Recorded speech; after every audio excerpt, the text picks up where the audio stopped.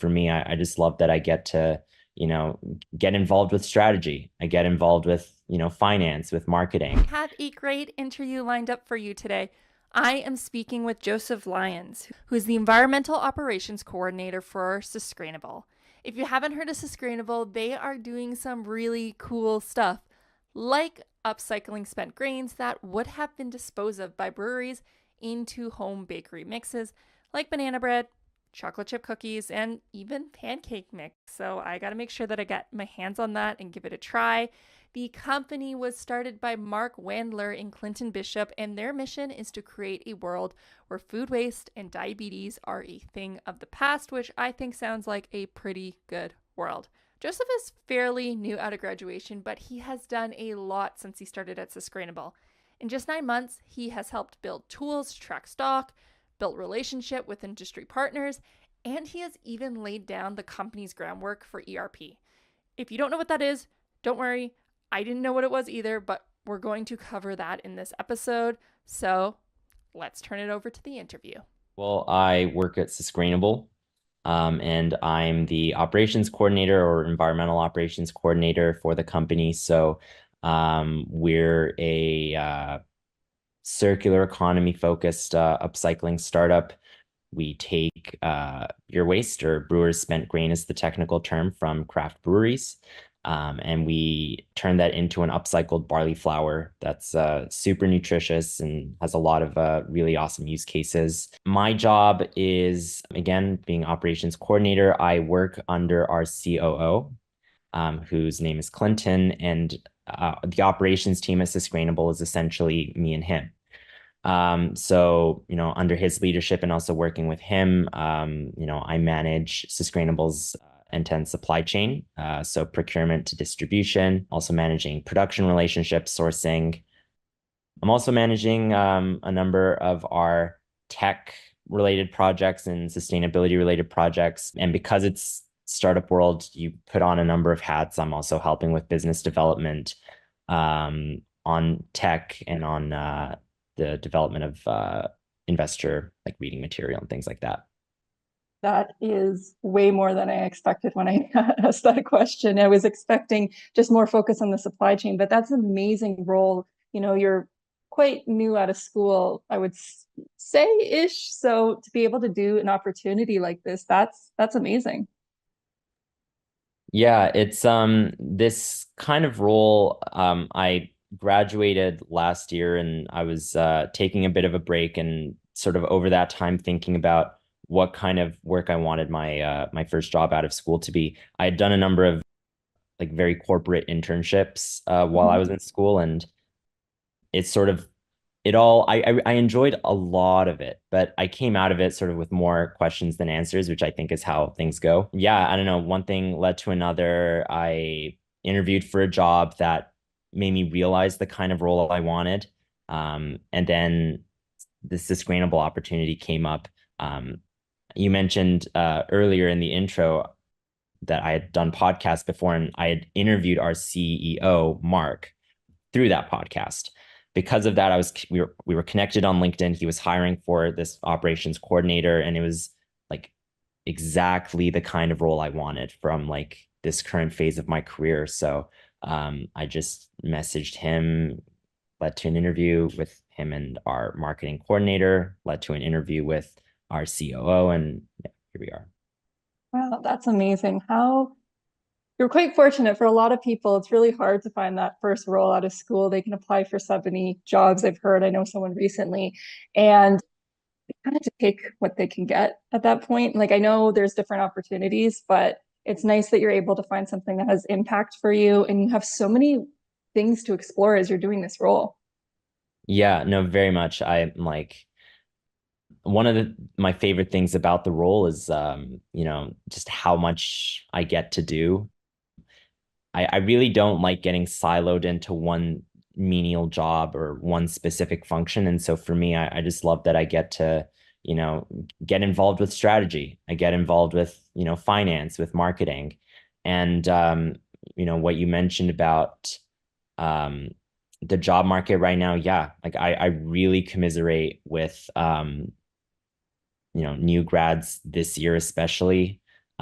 Even for myself last year, the job market was not at all what I was expecting it to be or hoping it to be. And so, yeah, I mean, it really forced me to, yeah, on one hand, be open to possibilities, but also it made me like think about what I really wanted from my career from this like next phase. And yeah, you're also right. I was like very lucky to land this job. Well, let's talk more about the job. So we talk about supply chain, and for a lot of people, they don't even know what supply chain is. It's just like I know, I think a lot of us got a taste of it maybe during COVID when we realized, oh, the world stopped. I can't get what I want immediately. But there's a lot more to the supply chain than just that portion. So could we talk a little bit more about your role and how that relates to the supply chain and maybe even what supply chain is? Oh gosh, yeah. What is supply chain? I think it's I describe it as just the it's the interconnected web of stuff and people and money and data that's the, underlying us getting all of the things we need and use that companies need and use to be businesses so they can provide things for other people to use. I know that's a really high level description, but that's at least how I see it. And I also see it as, it's like it's never ending. I don't see it as like, it's just raw material to an item is consumed. And in one way that is when we live in like a very linear, like Mhm. you know, make to waste model. But, I think data flows and things like that always come back and, give us information that we can use to improve our supply chains and how businesses operate and things like that. So it's a ongoing process.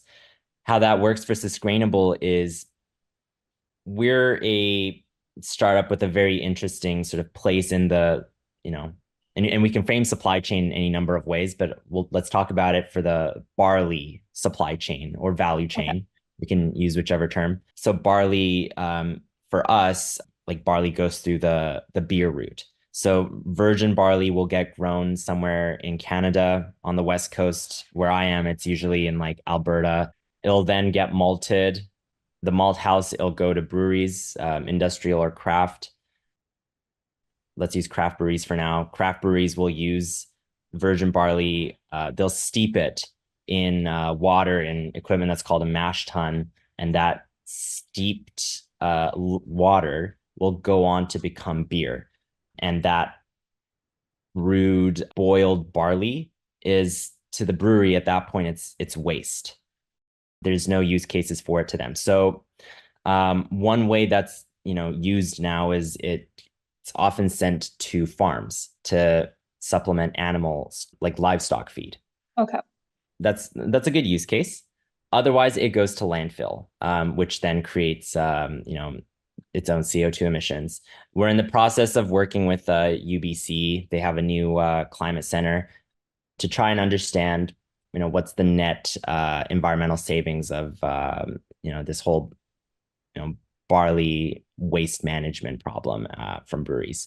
But in any case, what we do is we take that barley and we like I said, we dehydrate it, we mill it, and we turn it into this upcycled barley flour that's super nutritious. I think we can boast like 4 times the fiber, 3 times the protein of like a conventional barley flour.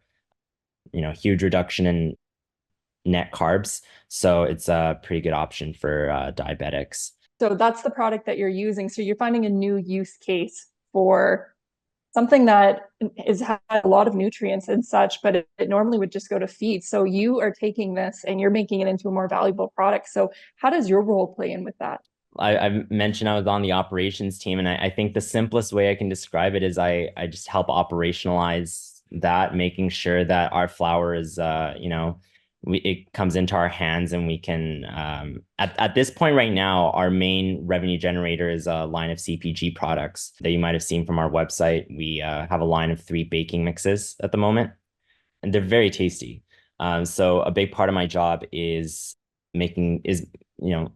classic supply chain management activities. It's inventory management, making sure we have appropriate stock levels pending demand and supply planning. So making sure we're able to coordinate production along with when we anticipate sale of product, especially through e-commerce or through our distributors, which go onto our retail locations. I think we're in 72 stores. So that's a big part of my job right now. We're also in the process of launching a new product, which is a snack pretzel that incorporates our upcycled barley flour. That one is a challenge because we're launching it on a completely new supply chain. Wow. As a business, we're moving to Alberta from BC. So we're trying to make Alberta our sort of strategic headquarters. There's a number of reasons for that. Our founders are from Alberta, number one. So they're Alberta natives. So it's closer to home for them. But also we've gotten a lot of support from the government of Alberta in terms of, setting us up as a business and, knowledge sharing for, resources. So they've been really helpful to us. It's also just in a more practical sense, real estate is cheaper in Alberta. So a big thing we're trying to do now is setting up our first upcycling facility. And that,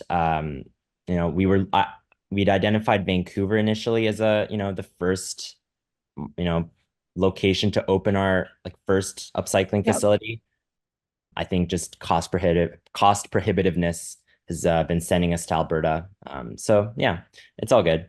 But anyways, we're moving our operations to Alberta. We're trying to figure out, production partners, logistics partners, warehousing partners, and also just ways to procure flour in order to make this pretzel product a reality. We've identified this as a really strategic product for us. Baking mixes, they're very tasty, but it's kind of a slow-moving product category. And so for Susgrainable to achieve our revenue and profit goals, we needed a product that has higher margins, lower cost to produce. We were able to push more volume in more stores. We needed a more attractive product. And we also wanted a mechanism to build relationships with our brewery partners. And we had just identified this snack pretzel as the best way to, kill all birds with one stone. It sounds like a perfect match as well, because I don't drink, but I know that pretzels pair very nicely with beer. And I guess that makes sense with you're using the product from there. So that taste profile is going to be very similar. Yeah. So that's exactly right. You hit the nail on the head. I mean, I think one of our dreams is to be able to create, these pretzels and be like, hey, so these pretzels came from your waste, and I think that's a really good way to, like I said, build relationships with breweries, but it's also great for our brewery partners who are as sustainability focused as we are. I can't remember the exact stat for this spent grain related waste for breweries, but it is quite significant in terms of waste output, but also cost. And so we're able to alleviate a problem for our brewery partners. And, as a result, we're also able to create a product that's, it's tasty and it can be complementary to our breweries products. So. Mm-hmm. And I could imagine moving as well to Alberta, like you mentioned, that's where your breweries are. So you're helping to close that gap in terms of transportation, because I can imagine it's very heavy and it's a perishable item. So the closer if you can close that gap, that will really help with the process overall. Yeah, no, totally. So that logistics component is also really important for us. We're trying to expand on this micro facility model. So our goal is to have a micro facility for upcycling spent grain in every urban location that's a market fit in Canada. And that's a really cool business model, but in a practical sense, it's because spent grain, when it comes out of breweries, it's very highly perishable. It has a shelf life of 8 hours. Oh my gosh, the reason that's short. when we take it from our breweries, we're taking it right as they're doing the brewing process. And when it comes out, that spent grain is it's wet and it's hot and it's prime breeding ground for bacteria if the conditions are not met. And if we're not monitoring the conditions, then it's a huge food safety risk. And especially for a company our size, we a food safety incident is like a company killer. And so that's Yeah. hugely important for us to make sure that this spent grain, I mean, we can turn it into something really cool, but for us to do that, we need to make sure that we're, meeting all food safety requirements. And yeah, another reason I'm mentioning that is it just shortens the travel distance, or the distance that spent grain can travel from the brewery to this facility where it's processed. That makes sense. Wow, it's amazing how much waste is coming from these breweries, and you don't really think about how something so nutritional, it's almost seems like it's backwards, where I'm imagining, for example, with cheese making, the pull out water with the whey that got used as a waste product that can be used in like protein powders and such, but the main product is the cheese. But it almost feels like the opposite, where with the beer case, it should be the spent grains that are the main product, because that's where all the protein, fiber, and nutrition is coming from, and the beer is almost like the offset. Yeah, no, that's a really good point. Yeah, I don't know. I don't know like how many historic use cases there have been for that spent grain. But yeah, it's that water, it's like steeped full of sugar. You throw hops and yeast in it, that becomes beer. And then the grain, I think, is as far as I know, has usually just been waste. I think things like nut milks that waste, like the okara, can you can bake with that. It's a little harder with spent grain for beer. I understand.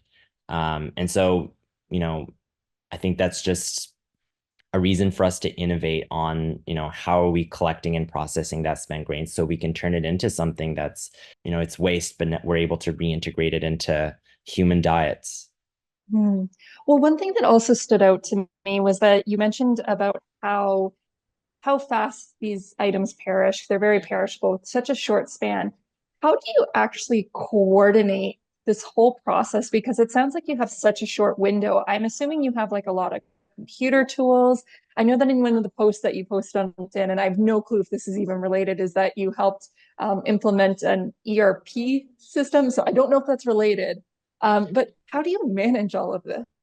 Yeah. So this is a bit of a tricky answer, because there's the answer I'd like to give you, and in this like theoretical answer, and then there's the answer that's the reality now, and how Susgrainable operates.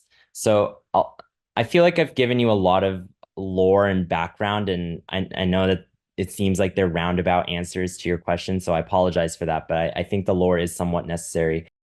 So the lore here is that we're currently in the fundraising stage, like where our founders are fundraising or raising funds so that we can acquire and build our first upcycling facility in Alberta.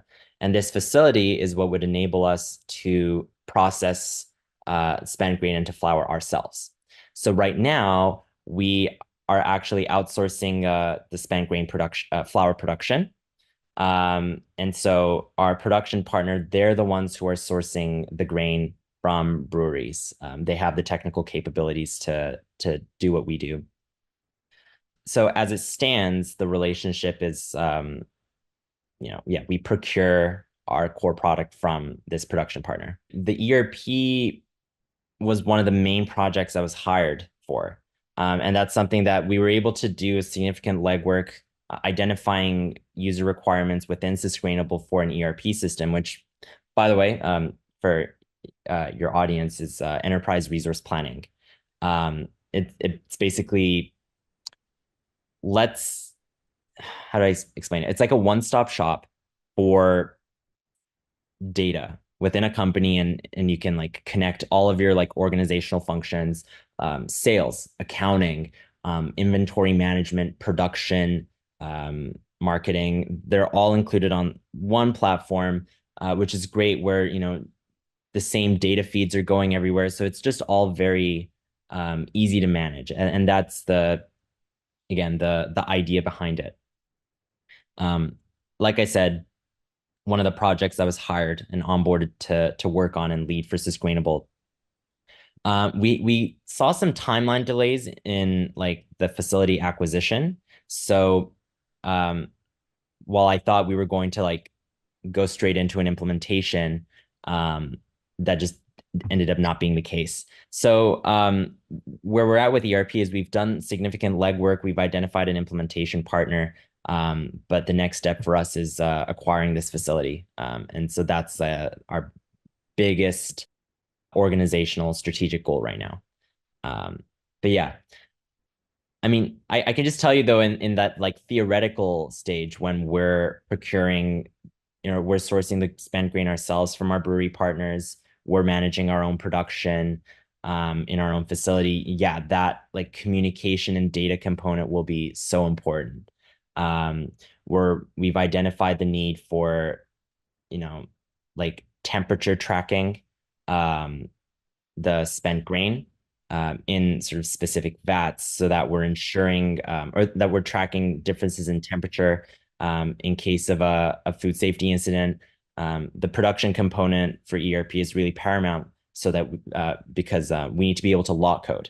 So if there's a contamination, we need to be able to track where this potentially contaminated flour went, whether it went to an enterprise customer or whether it went on to like be included in food products. So this technology is really important for that.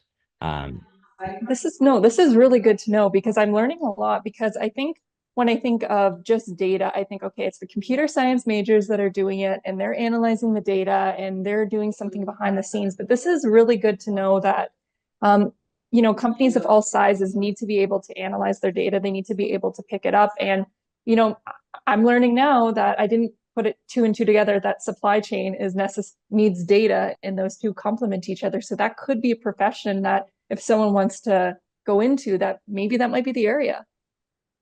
Oh, absolutely. Yeah. Yeah. No, I think if and I think nowadays for most like corporate professions, data analytics plays some role, whether Yeah, you're in that's like true. marketing or finance or anything.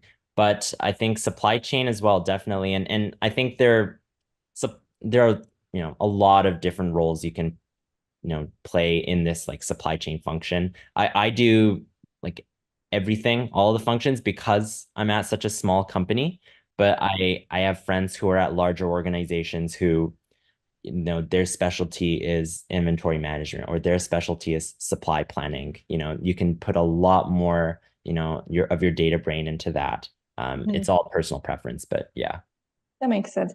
But I mean, a lot of food companies, we do think of these large corporations, but I know I think Ontario, I think 95% of operations are under 100 people. So it's actually more likely that you'd be doing a role maybe similar to yours, I mean, you're a startup, so there's very, very small role, but number of people. But um, it's more likely you'll be taking on many hats and using data in different ways.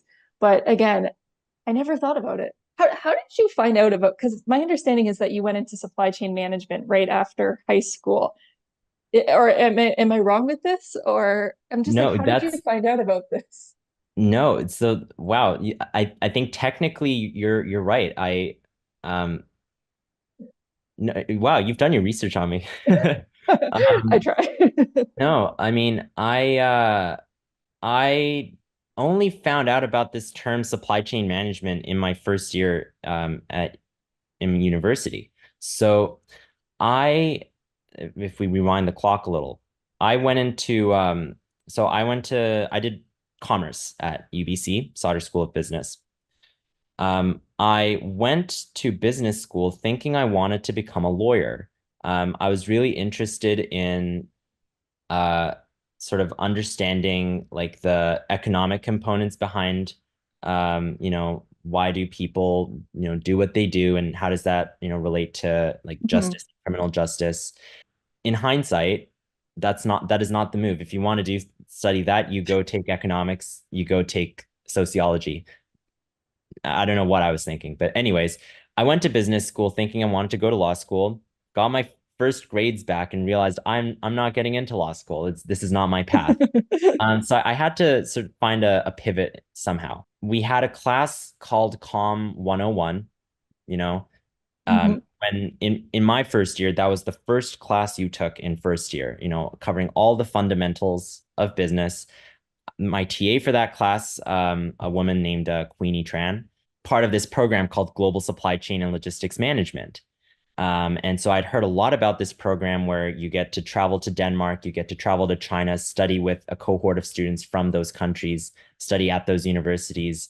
And that was really attractive to me. But I was still, that was at the same time as I'd been ruling out, like, okay, do I want to go into finance? No. Do I want to go into accounting? No.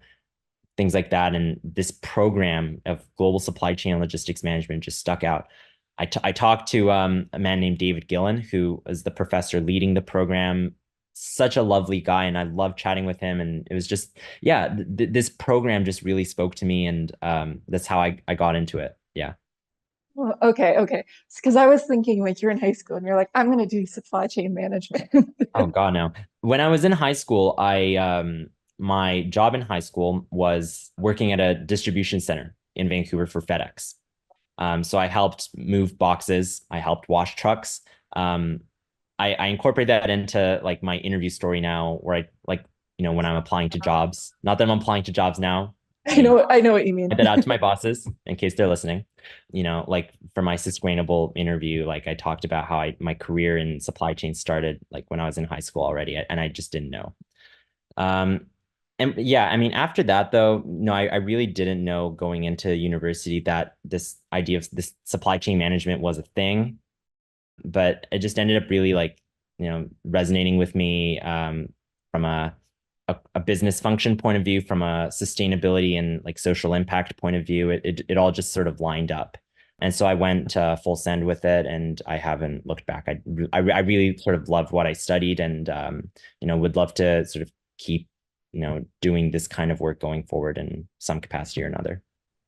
What part about it is the thing that you love about supply chain management? Because on paper, it doesn't sound like the most exciting thing. I'm No, no, we totally fair.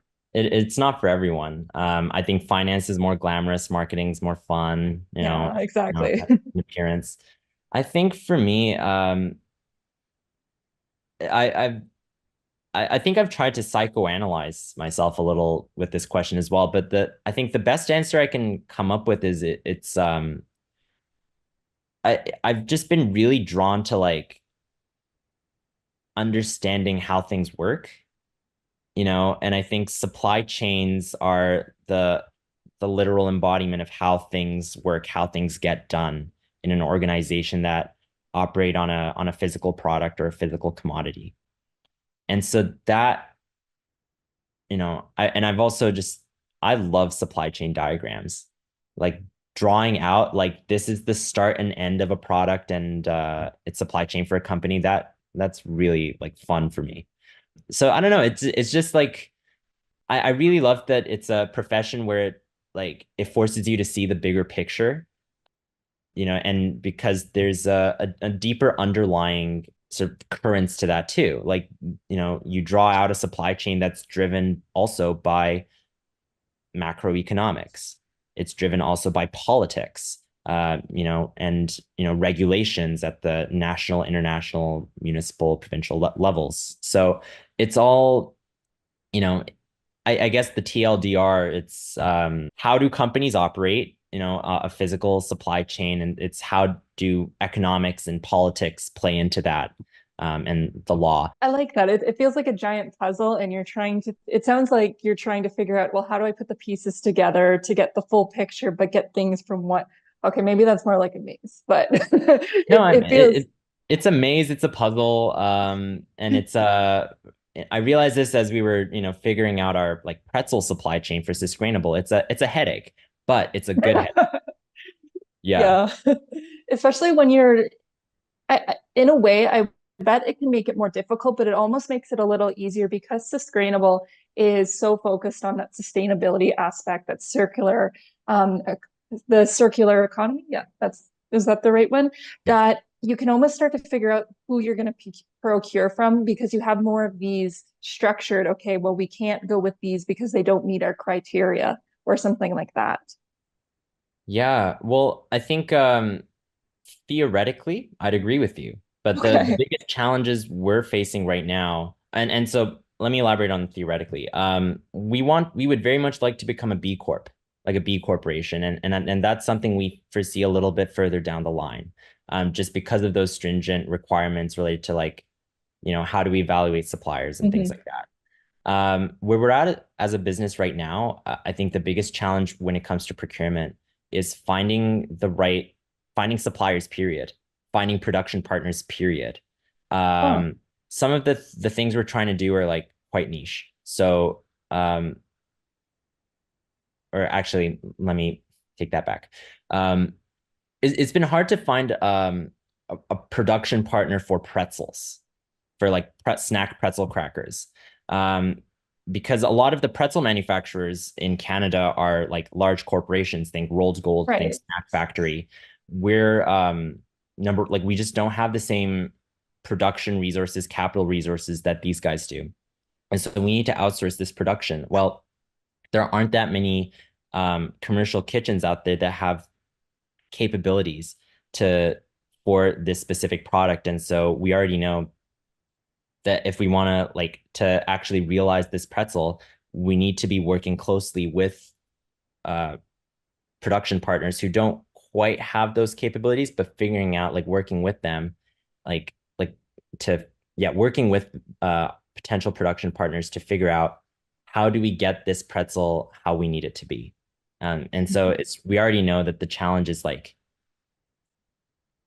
it's not about finding the right suppliers, it's about finding suppliers, period, and working very closely with them to sort of achieve the specifications we need. Okay. Okay. That makes a little bit more sense, Yeah. especially in the okay. Okay. Let's take a quick break and hear a word from our partners at Careers Now.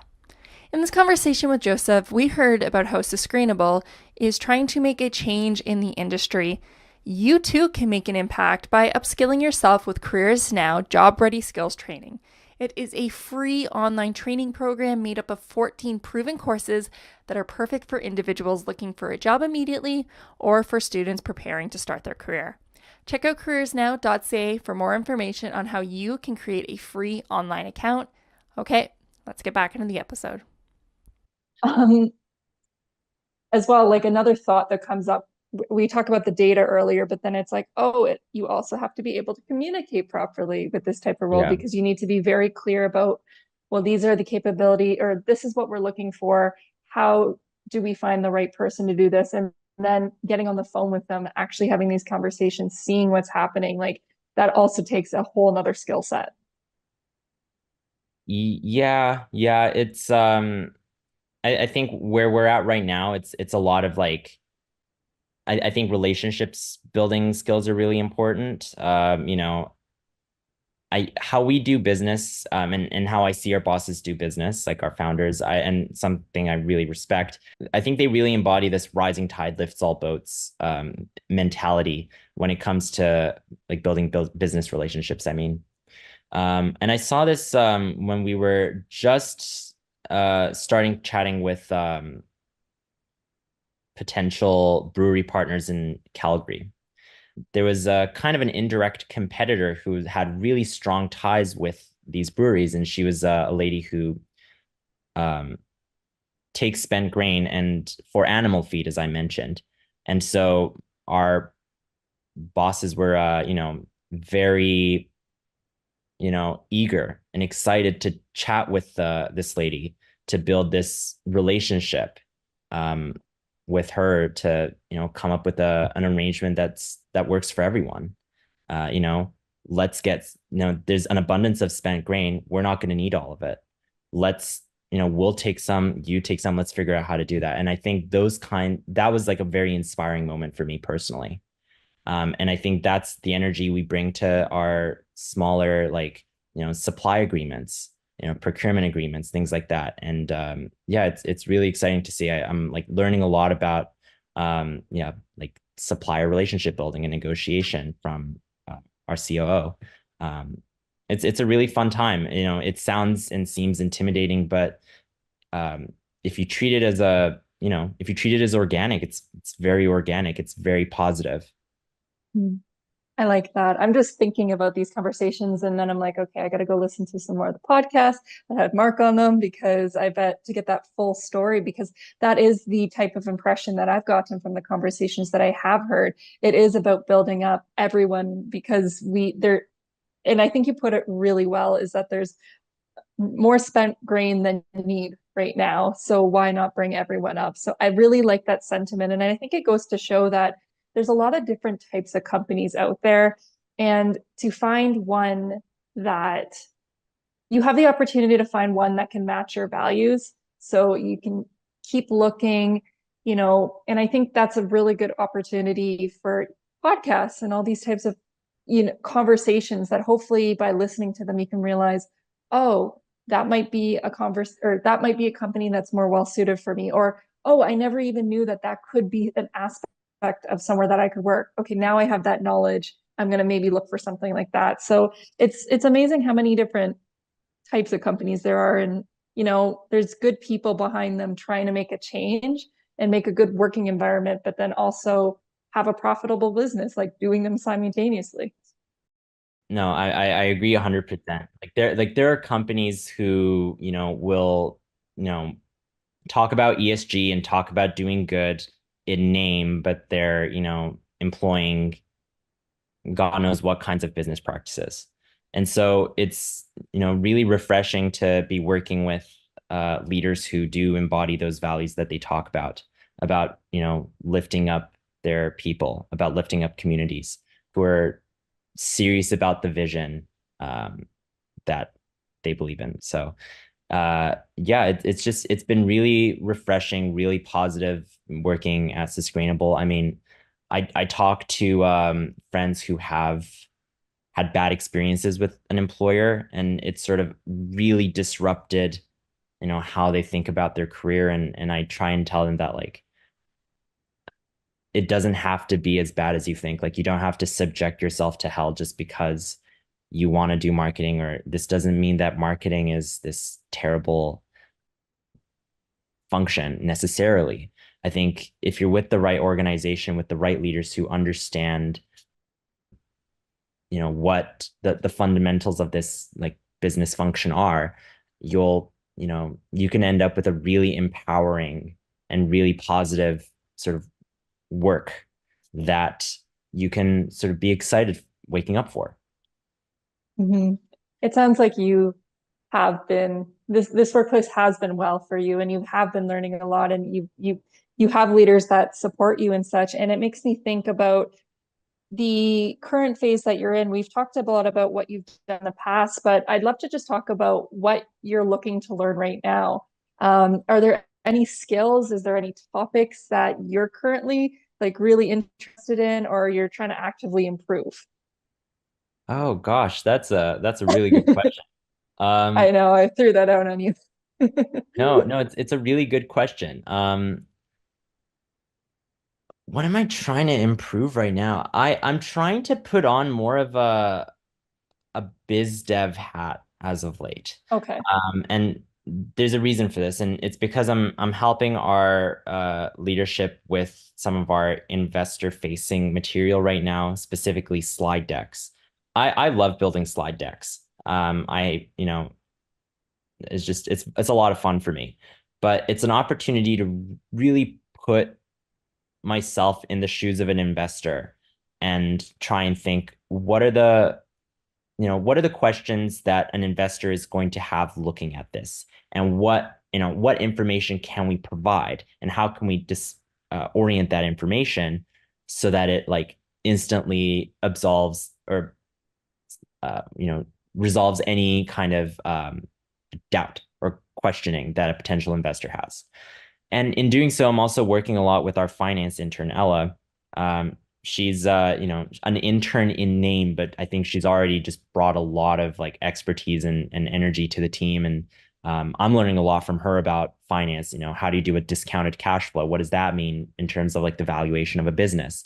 You know, um, so yeah, I'm working very closely with her, folks on our marketing team, to sort of do all of this changes to our investor material. And I What think, is a discounted? Oh, sorry, I was like, what what is is a a discounted? discounted cash flow Yeah, model? I don't even know what that Oh is. God, not I'm Okay, wrong just question. wrong question, wrong question. Okay. Okay, we'll I mean, push it aside. it's the kind of thing you learn about in business school, and unless Okay. you're in finance, you say that's cool. cool that that's the thing. But actually, this is actually also just sort of highlights. I'm trying to learn more about the finance stuff. Yes. Discounted cash flow, I could not give you a good explanation, but it's like, finance and accounting has always been a weak spot for me. It's been something that's always intimidated me. Even though it's not all that scary when you think about it. I like to be analytical, and this is just a different kind of analyticalness. So yeah, That's something I'm true. trying to learn. Yeah, that's a really good start. I know I'm like, here's what you're learning. So let's ask you even more about what you're not sure about. But I Okay. feel you with the financial side. It feels like a whole different world. And like, they're still using analytical techniques. They're still using data to a certain extent. Like it just feels like it's a whole different world to me. But especially I have to learn more about the investment side as well, because that's like you hear a lot about in the news about this investment, or you watch CBC Dragon's Den and you see about the investment. And sometimes when you're a technical person, like when you're in the sciences, you're just like, that's someone else's job to figure out. And it kind of is, but really you should know some of it yourself, because that funding is what's getting you paid. So maybe by you having some more knowledge about it, maybe you can also help get some more of that funding. Yeah, no, agreed. I think I don't know if you would agree with this, but if, as you're doing your PhD, you might encounter like, and please correct me if I'm wrong, like, do you encounter situations where you have to like pitch the value of like, this research you're doing, or this like resource you need, Yeah, we you have to do. explain the return on it. I think that's Yeah, the fundamental though. So that's I true. think you're already kind of understanding that. So I think this is just like an extrapolation of that. It's just, it's just math. And if you're on Excel, you just learn the movements kind of thing, I think. That's true. Yeah, that is true, because there's always like when you're saying with PhD, when you apply for scholarships or even when you go into this program, you have to have a proposal out. You have to say it's going to take this. It is, we might not put numbers as much to it, but we're basically asking for money to say like, okay, I need this much in order to fulfill this project, and I think it's going to take this many years. And I guess it's that same kind of principle as well as investment. It's like, why is the value that I'm providing, if you invest in me, going to, um, if you invest in me, this is the knowledge or the, yeah, well, I'm thinking PhD. This is the type of knowledge that we can use that could apply to industry. So I Yeah. guess, yeah, it's not a far jump. I mean, I think so I guess, I'm not an expert on this. Please correct me if I'm wrong, but I think like there's a lot of like overlap in terms of like the skills between like being in a more like pure business role versus being on the technical side and like being in academia. It seems like to me. You know, I think it depends. Oh, I think it depends on the role that you're doing, because some technical people, that's all they do, like they really hyper focus. But once you start to be like a manager maybe within the department, then you start to take on that business side, and then you get the project management side. So maybe if you're not maybe in the very beginning, if you're just the PH, okay, how do I want to say this? If you're doing the pure researcher, maybe you get protected by it, but once you start to move up into like a management position or anything that's more than what you're doing, then I think that's when you start to think about what we were saying with the business side, the financial, the like I think about our postdocs. They're the ones ordering the things. They're the ones making sure that the costs are within a line. So I guess it can. Huh, that's a good way to look at it. yeah, it's a PhD is something I had been passively interested in like as of late. So that's why I was just wondering Okay. how you view it. Well, we can always talk off camera about that if you ever have any questions, but Yeah. I'm not trying to take you away from your work.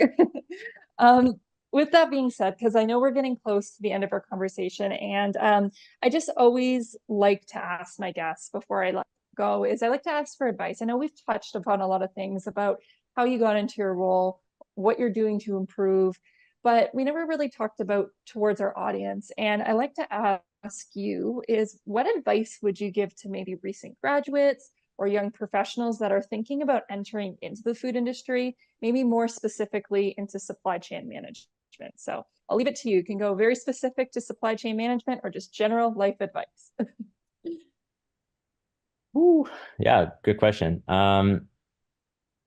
When it comes to food supply chains, you're going to encounter a lot of constraints um, due to like perishability and due to like how fragile a food product might be.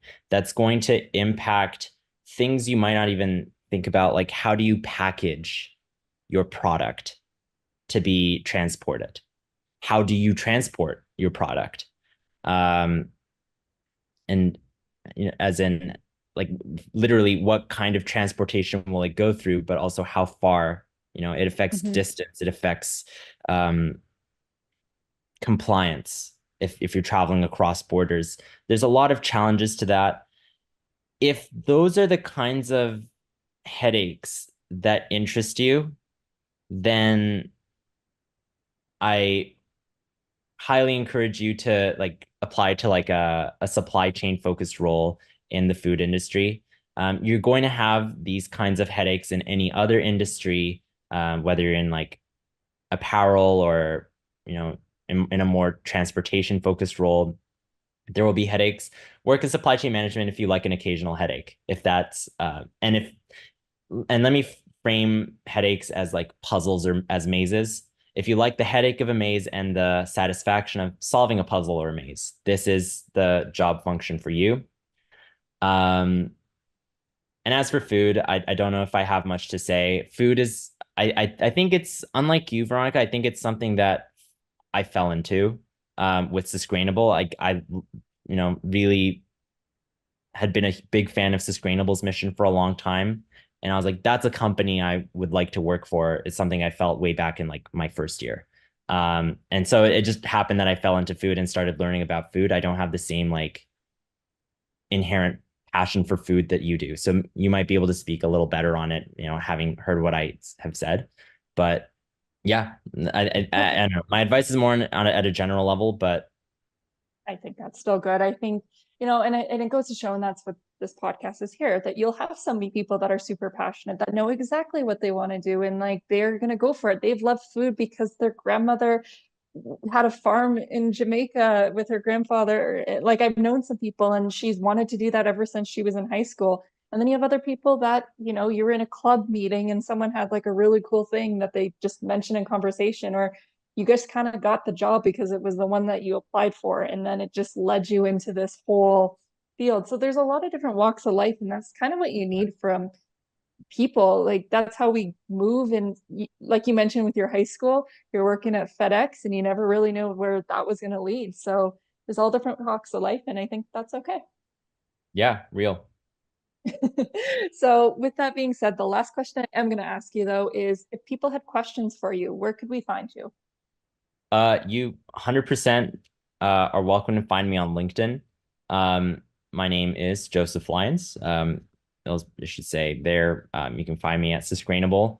And anyone who has, you know, interested to chat, I'm like really eager to chat with people who are like interested in learning about stuff. So yeah, feel free to Perfect. reach out. Thank you so much, Joseph, for coming on the show. I've learned, like I said, I wanted to learn more about supply chain, and I have learned. So thanks so much for coming on the show. Yeah, no, thanks for inviting me. It's been, yeah, really nice to talk about Susgrainable, talk about my job, and talk about supply chains. I can do this quite often, you know, quite a lot. So, yeah. Thank you everyone for staying until the end here. I hope you learned a lot about supply chain management, but also about Joseph. He was easy to talk to, and I learned a lot about supply chain management. And I really hope for the success of Susgrainable because they're doing really cool things. I'm always someone who's up for upcycling. If you are listening to this on the audio feed, then I just want to let you know that we do have these podcasts as videos over on our YouTube channel. So go check that out. I'll make sure to link that. As always, thank you everyone so much for listening, and I will see you next time.